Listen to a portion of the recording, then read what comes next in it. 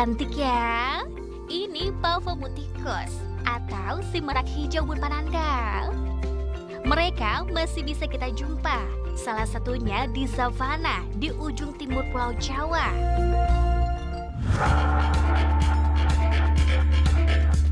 Belum bisa atau belum sempat ke sana? Bareng Yaksa di Satopedia Ipop kita kenalan sama mereka.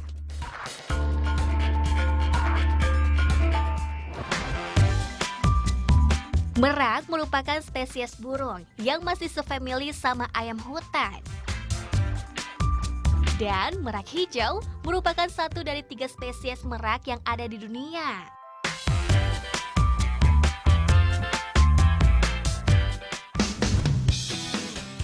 Selain penampilan memukau dengan bulu cantik dominan hijau berkilau, ciri lain Pavomuticus atau merak hijau diantaranya berjambul tegak di kepalanya, kayak mahkota. Nah, selain tadi itu ciri khas yang unik itu jambul sama pipinya yang kuning, kalau untuk merak hijau nih, batik di bagian leher sampai pundaknya, wah ini jadi ciri khas lagi. Dan biasanya ini mulai kelihatan, mulai tebel, mulai timbul, warnanya ini di umur 3 bulanan. Jadi wajar, kalau dari umur sampai 1-3 bulan itu masih belum terlalu kelihatan. Karena memang pertumbuhan dari umur bulan awal sampai 3 bulan itu sedikit lambat. Juga pastinya ikoniknya bulu ekor mencuntai aduhai. Ini hanya milik para jantan Bun Pananda. Fungsinya nggak lain untuk memikat para betina. Pesonanya bikin jatuh cinta. Sayangnya sekaligus bikin banyak yang jahat sama mereka. Dampaknya keberadaan merak hijau di alam kian terancam. Merak hijau pun masuk kategori langka dan dilindungi. Konservasi, penangkaran, dan budidaya berlangsung untuk memaksimalkan upaya mempertahankan mereka. Tapi kalau untuk karakteristik, kalau merak hijau itu kayak gimana karakteristiknya? Merak hijau ya Pak ya. Ini yang paling enak dilihat itu pipinya kuning. Pipi kiri kanannya nih ya. Pipinya kuning sama jambulnya itu unik. Ya. Emang beda dibandingkan merak yang biru dan putih ya memang ya. Kalau dari segi warna. Tapi kalau mereka tuh galak nggak sih mereka? Sebenarnya gini, galak gaknya merak itu tergantung dari bagaimana perlakuan kita. Ya. Oh, tergantung kita. Kalau merak-merak itu kita ini dari kecil ikut sama kita terus, mereka itu akan mendekat selalu. Merak termasuk burung omnivora Bun Panan. Mulai dedaunan serta sayur-sayuran, buah dan biji-bijian.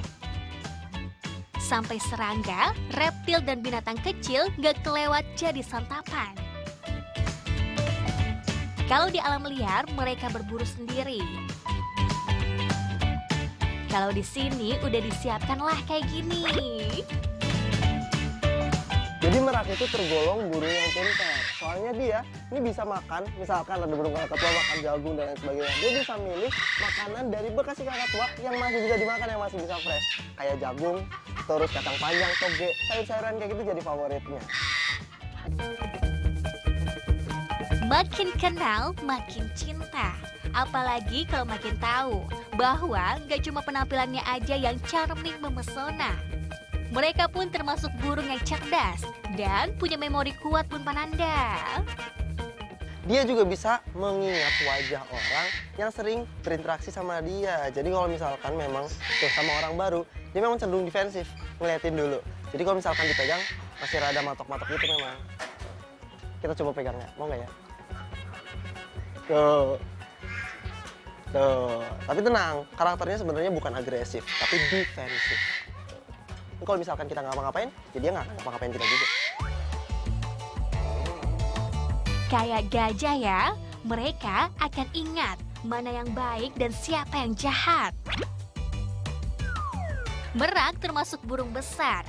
Sayapnya aja nih Bun Pananda bisa mencapai 1,5 meter ketika dewasa. Dan ya, mereka pun pandai terbang.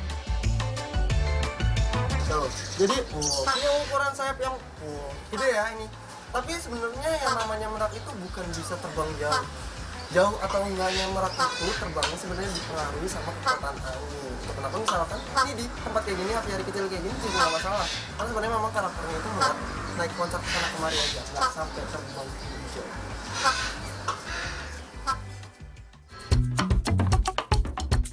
Itu baru sayapnya Bunda Panananda. Belum termasuk ukuran dari ujung jambul sampai ekornya. Merak, besarnya badan kamu, tetap lebih besar cintaku padamu. Kalau untuk ukuran panjang keseluruhan dari kepala sampai buntut ini bisa sampai 2 meteran.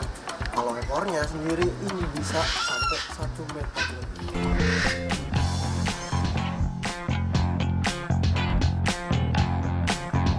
Udah kenalkan sekarang sama si merak hijau. Cantiknya, kelestariannya harus dijaga, terutama sama kita sesama makhluk hidup. Jadi harus bertanggung jawab.